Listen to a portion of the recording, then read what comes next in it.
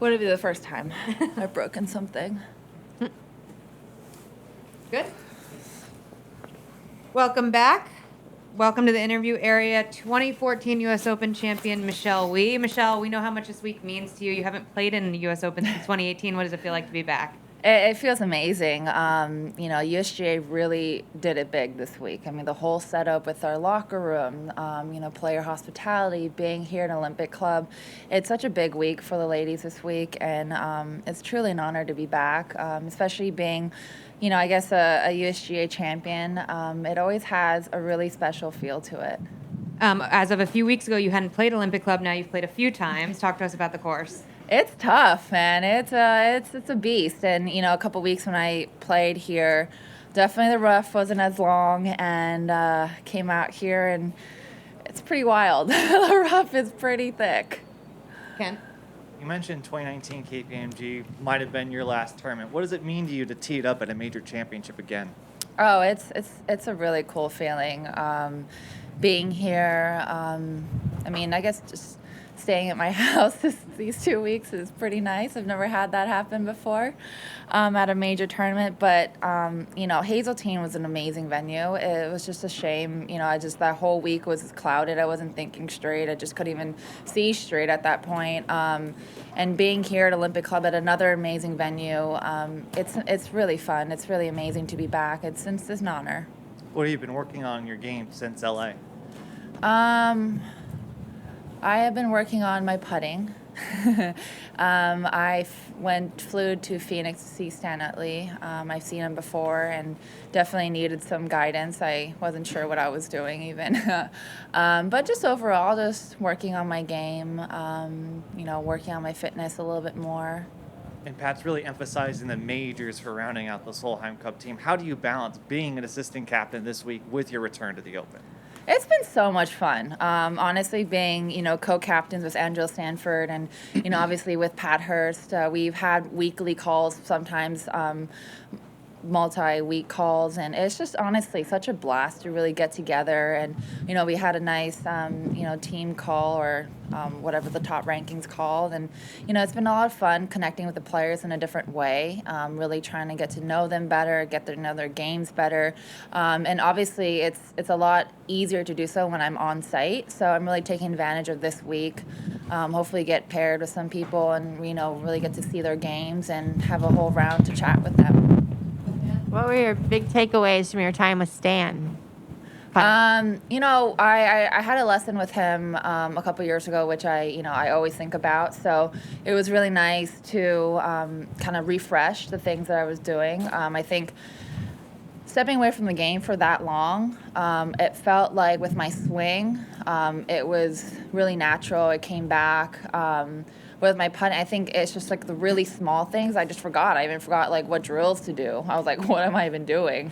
How am I holding the club? How am I doing anything? So it was really nice to see him and refresh and kind of just nothing new, just remember what I was doing before. Yeah. Michelle, evidence appears to be mounting daily that being among the best athletes at what you do can be hazardous to your mental health. And I'm wondering how you've managed to negotiate what almost seems like an unavoidable trap given your hard wiring and the stresses and expectations that are there for you. I mean, totally. I think it's been, my lows have definitely been well documented throughout the years. And, there's a lot of tough times. What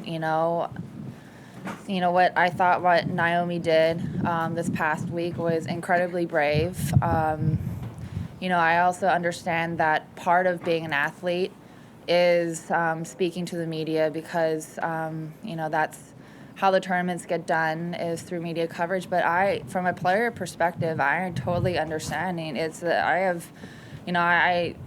I do get anxiety, talking to media like right before because I know it's the same questions every week. And you guys are just doing your job. And I really appreciate that. I really appreciate, the media covering women's sports in general. But definitely as a player, it gets tough, especially after having a bad round. The last thing you want to do is talk to anyone. So it's tough, especially when you're not doing well, or there's a lot more to life than your game. Like there's could be other stuff happening. It is sometimes crippling at times, but really proud of athletes taking charge of their mental health and making it a priority, and more conversations need to be had about that. Leanne? Hi, Michelle. I saw that you trained with Steph Curry back before the match, too. Can you talk to me a little bit about that training session? And do you learn something elite athlete to elite athlete about picking up any tips, or what did you learn from Steph? Oh, we just had a fun round. It's just, I mean, he is such an elite athlete. He is just in a league of his own, his athleticism, his golf game, you could just really tell. I mean, what he can do with his hands is just unbelievable. And watching him this season has been so incredible to watch. It's unbelievable. Every game he plays, I'm like, what is he going to do now? What amazing thing. It's obviously unfortunate. I wish they were still in the playoffs or in the playoffs, but there's a lot of great things to come.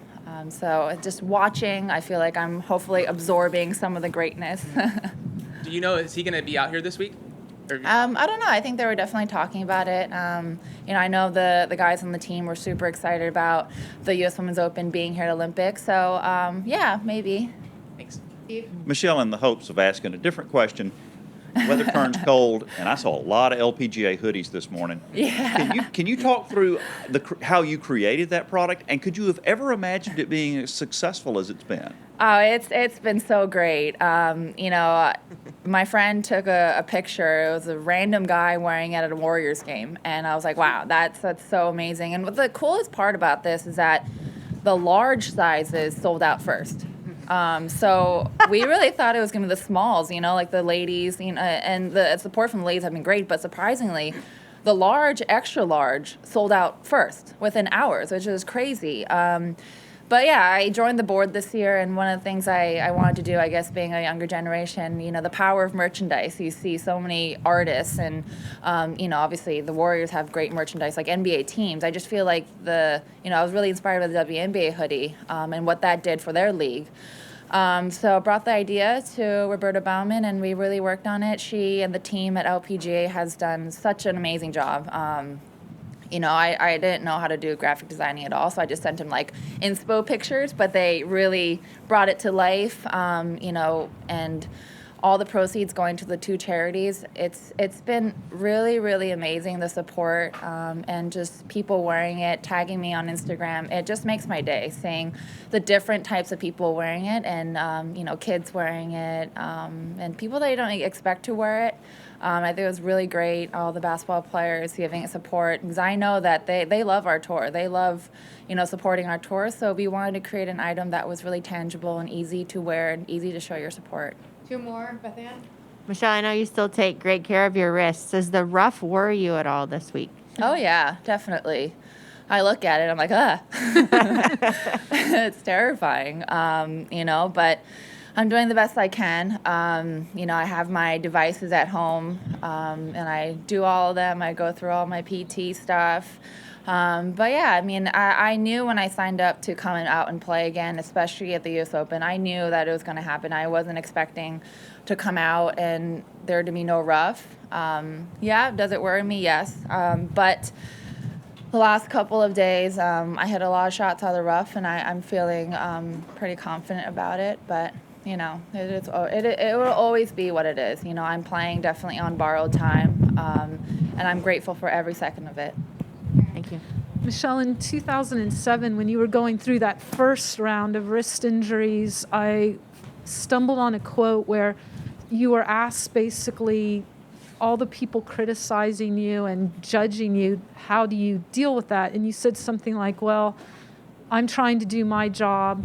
Reporters have their job to do. And I'm wondering, you were so young then, was that bravado, or where did that poise or perspective come from? I mean, that seemed like a sign that even then you were able to navigate it better than many people do. Yeah, I mean, I think everyone has their own role. Everyone's just, trying to live their life the best that they can. And, we have different jobs. We're definitely on the two sides. I mean, we're definitely on two sides right now. But, everyone is entitled to their own opinion. Everyone is entitled to do their job at their best capability and ability. And I'm just trying to do mine at my best ability. So I think if we all just understand each other, I think just human to human, I think it's great. I think, I think you guys have been pretty fair. And, I'm just trying to do the best I can. So Good place to end. Thanks, Michelle. thank you.